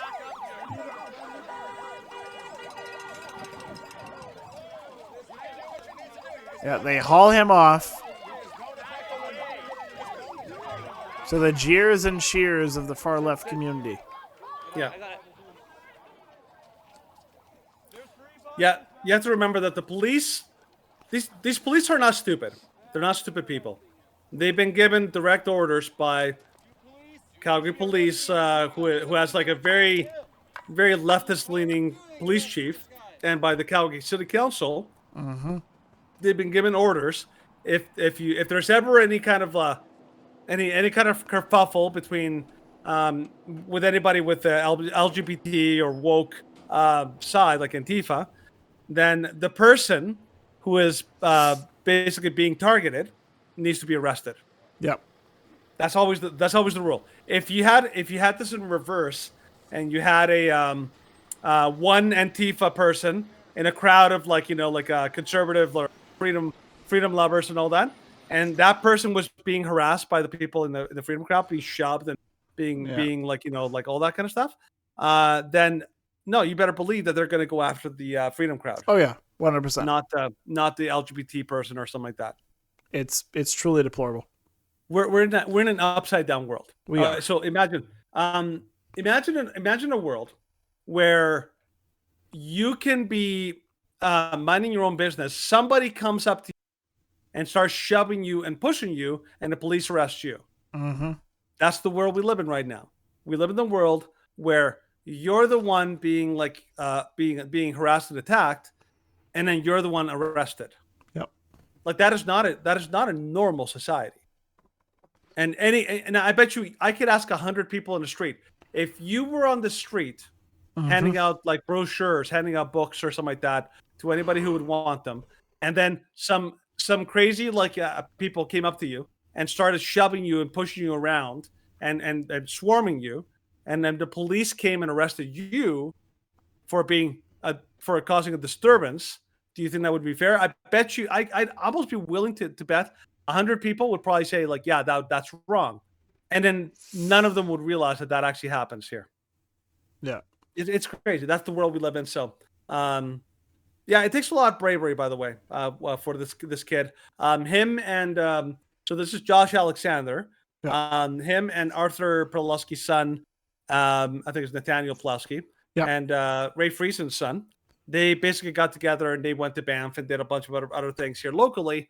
I really am proud of these guys. I think that these boys have been raised right, and I think they're going to make a really good positive impact in the world. But because it takes courage to do what they're doing. It does. Courage really that does. Unfortunately too many Christians nowadays do not. Oh have. yeah, basically, I would say probably 1% of Canadian Christians have the courage to stand up. Absolutely. So, and of course, now the insanity of Canada is getting even crazier. So, safe snorting kits. Yeah, that's something we all want. Safe snorting kits handed out at BC High School after drug presentation. The kit includes straws and wallet-sized cards for cutting powdered drugs into snortable lines, as well as a booklet on staying safe while you're snorting. BC School District is investigating after a guest speaker appears to have ended their presentation by handing out safer snorting kits to assembled teenagers. They include straws and wallet-sized card, and have condoms and lube with you. You may want to have sex while high, reads one tip. Another advises the drug user to decorate their snorting equipment. Adding a personal touch to your snorting equipment will help you better recognize your own when using with others. The booklet also includes and notes a wide variety of drugs that can be consumed while snorting, from cocaine to crystal meth and even fentanyl and ketamine. You may be new to snorting drugs or have snorted drugs for many years. Either way, this resource has something for you. Reads an introduction. The kit's distribution to minors was first brought to light by conservative commentator Aaron Gunn. In a Saturday tweet that has garnered more than 600,000 views, Gunn included images of the kit, saying it had been handed out at a high school at the Cowichan Valley, a region just north of the provincial capital, Victoria. Today in BC, they are handed out saving snorter kits for children as young as 15. Yep. BC. Run by the NDP. Just straight gone to hell. Yeah. I mean, and this is why you vote UCP next week. Yeah, this the fact that people like are voting, are considering voting Oh NDP my is not is gosh. it's nuts to me. Now, of course, Like, another thing to note. I know that you're going to be dealing with some other things in your personal life on Monday. mhm. Are we down to potentially do a bit of a like maybe a later live stream to like talk about the results Is it on Monday? Monday? It's Monday Monday. 19th. It's That's the Monday. election. So potentially not do a show on Tuesday and do it on Monday. Ugh, that's gonna be tough. Okay. Let's talk. But Okay, yeah, we'll talk. We'll talk. at this point, because of what I'm dealing with, that might be I difficult. totally understand. I totally Yeah. understand. Mhm. So, all right, no problem. Okay, so finishing off with some more stories. Calgary. Calgarians launched petition over cancelled Canadian fireworks display. Thousands of Calgarians, including full conservative MP Michelle Rumpel-Garner, calling for the city to reverse the decision to cancel its annual Canada Day fireworks display. Last week, the city of Calgary announced it would cancel its Canada Day show and replace it with a light show due to climate and cultural impacts. Petition launched by Common Sense Calgary over the weekend called for the fireworks to be reinstated and has already garnered over 6,000 signatures. I can't believe I have to say this, but it's not racist to want to celebrate Canada Day with fireworks or to celebrate Canada Day at all. The petition reads, if you agree or you haven't had a chance to sign the petition yet, please show council just how unpopular this insane idea is by doing so now. So cancellation is a pilot to address cultural, community, and environmental issues experienced with traditional Canada Day fireworks, said Franca Gualteri, Sydney manager of arts and culture. The city says there are cultural sensitivities around fireworks displays in relation to the Truth and Reconciliation, and with July 1st marking the 100th anniversary of the Chinese Immigration Act. It also says the changes will mitigate disruptive traffic, noise, overcrowding at city viewpoints, and be friendlier for wildlife. So, yeah, total nonsense. Does it include... Oh, this article does not include one of the crazier aspects of this bill about the restrictions. Yeah, that you're not allowed to like. You're not allowed to have fireworks of You're any not allowed kind. of any kind. And do you know the punishment? It's like some ridiculous fine and some other stuff, right? 100 grand. Yeah. If you're caught Or- illegally having a firework, even one, and then if you have multiple, like if there are multiple incidents in one night, or if this is your second time being arrested or detained for a similar function or a similar act, the fine is $500,000. Which, by the way, if you are a serial, rapist, or if you're like some kind of a horrible criminal, you don't get those kind of fines. Nope. Nope. That's only for people who are doing the completely innocent thing of having fireworks. Yes. Yeah. That's by the way, like if you need any more, like just like what Carrie Lake said, if you need any evidence of like how much these people in city council hate Canada, just look no further than this kind of stuff. They basically use excuses that is like, well, we can't celebrate Canada because Canada's a horribly racist country. Horribly racist. I'm like stop being in charge of a country that you hate. Yeah. Like seriously, like these people are communist, like scumbags. Like seriously, the way that they treat this country and the people. Like I've been in Canada for so many years. Every Canada Day was always like such a celebration. It was like you go downtown. There's a million things to do. So many amazing, and then you go downtown to see the fireworks. Guess what? Fireworks are a unifying thing. The city council wants to divide Canadians. It's what it is. Like they hate Canada. They hate unity. They want to create division. They want to like literally spit on anything good, and they just want to make people feel bad for wanting to like celebrate. It's everything we hate about Marxism, all rolled into one. That's our city. Our city council is absolutely atrocious. I've never seen such an absolutely horrible bunch of leaders, corrupt as they can. I mean, I don't know. Like our city is an absolute disaster zone, and the idea that people might want to put in a provincial government that is every bit as corrupt and evil and tyrannical as these city councils is unbelievable. But we'll see. We'll see what happens. We'll see what Albertans do in a coming election. But right now, Calgary's already lost with these lunatics at the helm. Mm-hmm. Right. All right. But so final last story of the day. So, in a blatant story of corruption, Johnson finds foreign interference allegations based on incomplete and uncertain intelligence. Special Rapporteur David Johnson said he reviewed the intelligence behind this allegation and came to conclude there was no truth to it. Special Rapporteur David Johnson said Tuesday that many of the foreign... Johnson, who was appointed to the role by Prime Minister Justin Trudeau. Yeah, that's the first red flag. In March, delivered the first of 2 reports Tuesday. In it, he recommended against a public inquiry and weighed in on intelligence issues and allegations that have been made public so far. One of the most shocking allegations was reported in March by Global News, citing unnamed security sources. The report suggested Toronto Liberal MP Han Dong had encouraged the People's Republic of China's official to keep Canadians Michael Kovrig and Michael Spavor in custody longer. Johnson said he reviewed the intelligence behind the allegation and concluded there was no truth to it. This allegation is false. Mr. Dong discussed the 2 Michaels with a PRC official, but did not suggest to the official that the PRC extend their detention. Other media outlets have suggested China interfered in Dong's nomination as the Liberal candidate. Johnson said there were irregularities and suspicions the Chinese consulate was involved, but he also said there was no recommendation to drop Dong as a candidate. This was not an unreasonable conclusion based on the intelligence available to the Prime Minister at the time. In the afternoon press conference, Trudeau said it's clear the allegations against Dong were false, and he looks forward to talking to him about his future plans. So, this is all just... this is not what people were accusing about the foreign interference. This is not what people were saying. Mm-hmm. This was such a minor aspect of it. Yeah. Be like, nobody cared about Dong. Nobody cared about him. Mm-hmm. Aside from people laughing that his name was Dong. It's that's not what people were cared about. People cared about foreign money going to the Liberals from the CCP. Which, more importantly, that the CCP was interfering with elections all over. Yeah, Canada. They were. By the way, this entire article basically is just more proof of what we already know.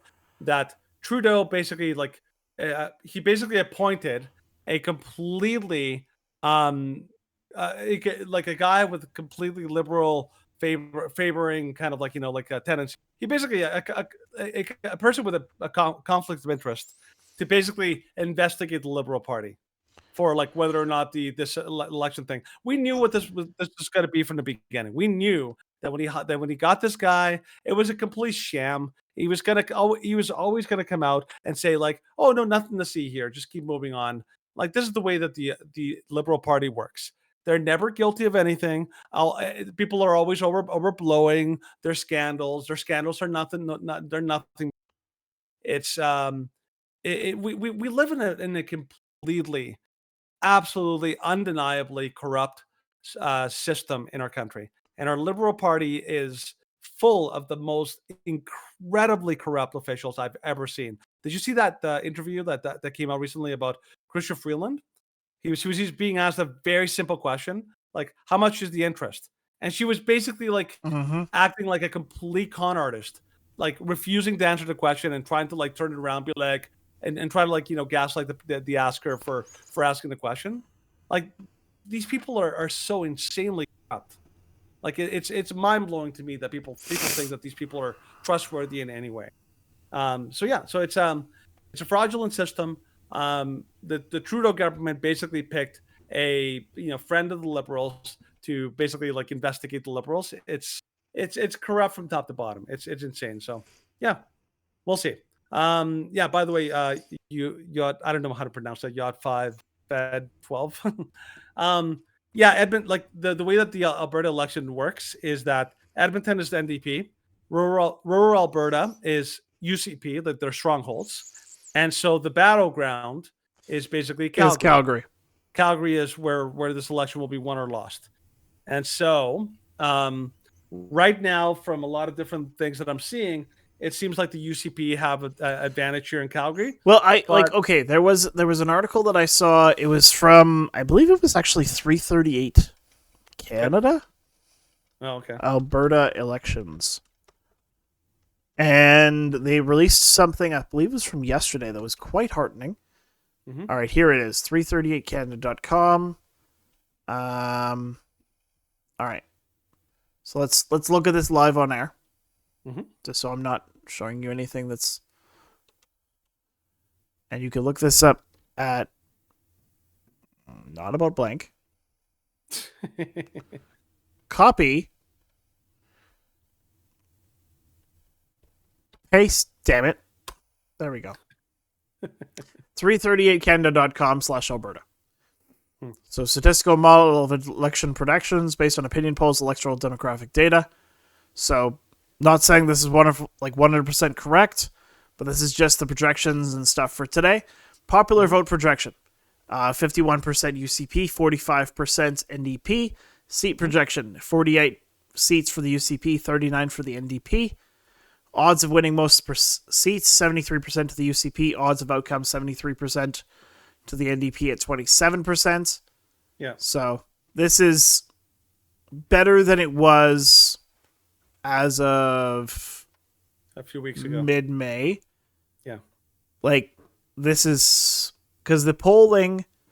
When was the debate? The debate was on Thursday, I believe it was. Yeah, it was last week. Yeah. Yeah, it was last week.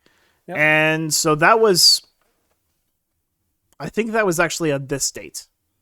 And then since then, there's been an uptick because the generalized consensus. Oh, I'm not actually showing this to anybody, and I'm very sorry.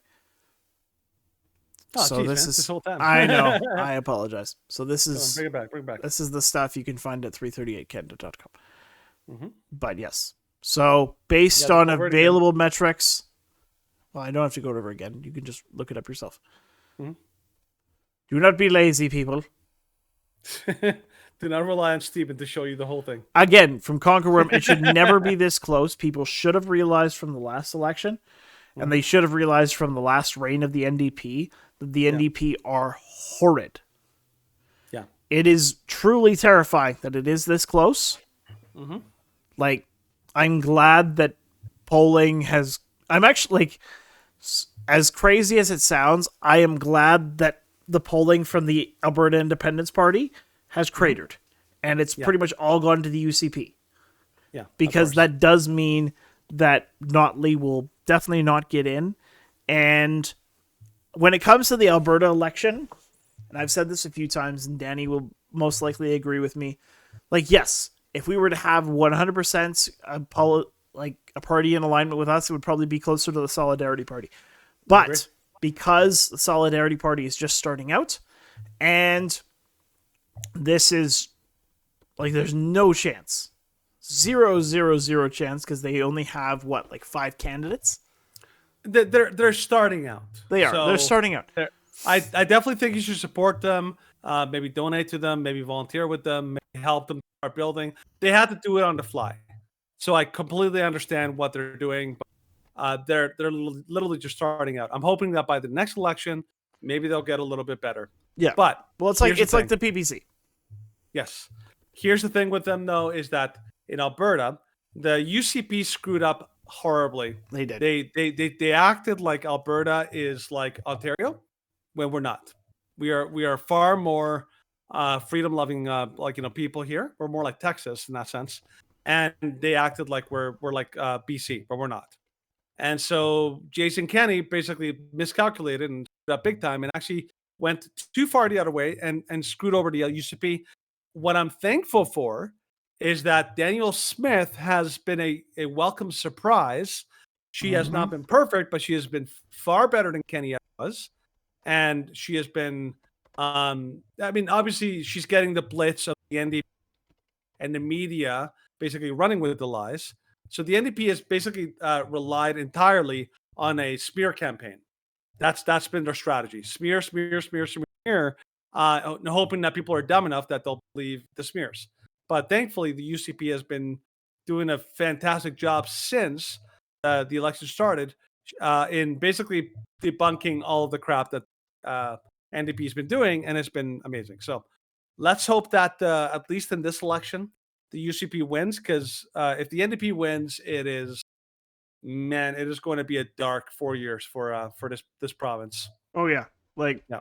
If we think right now is bad in terms of how conservatives and Christians are treated in Alberta, it's not even going to be close. the things that they're going to be doing. You voted well. There is a okay. Well, Wildrose is the Independence Party, though.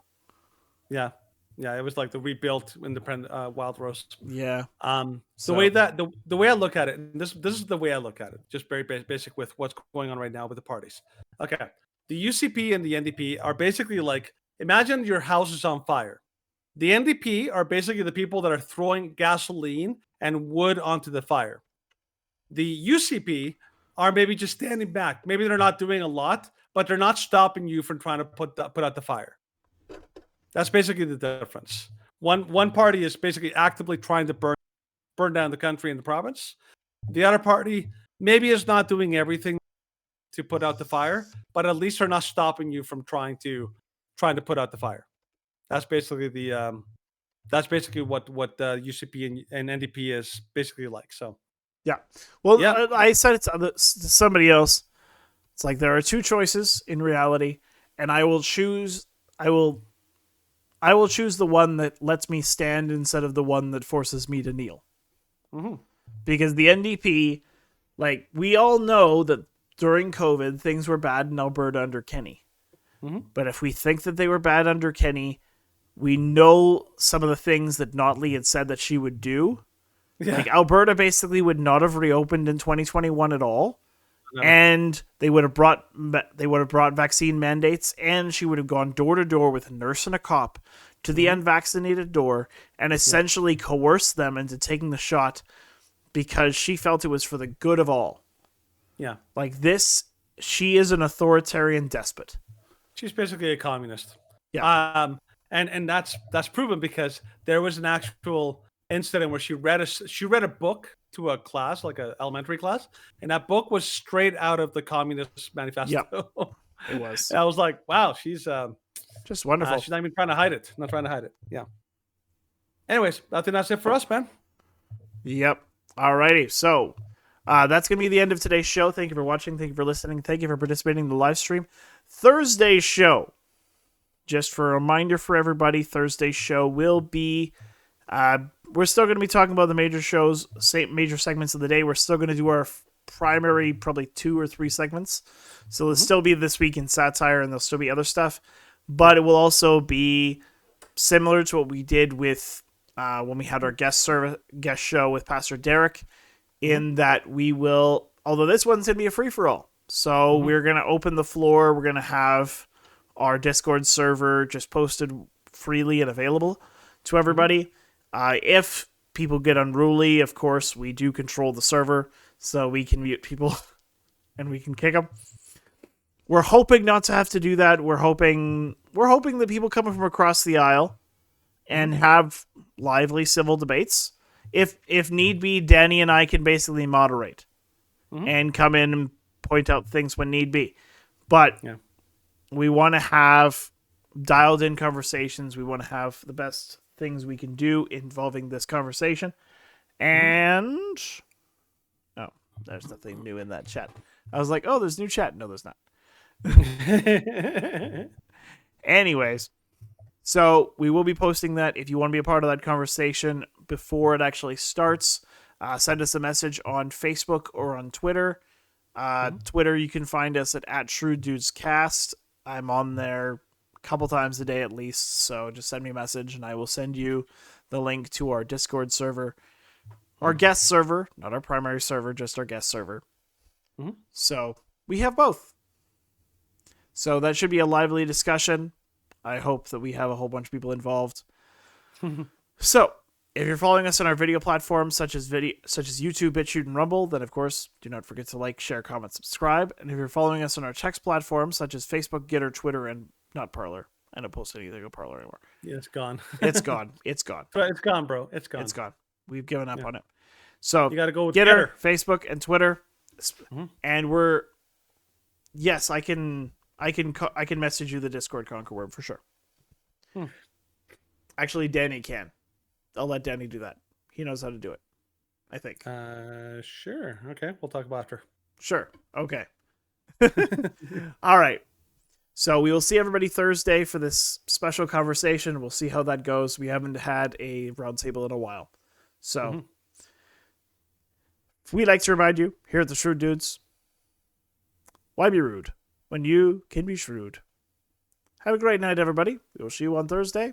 And as always, God bless.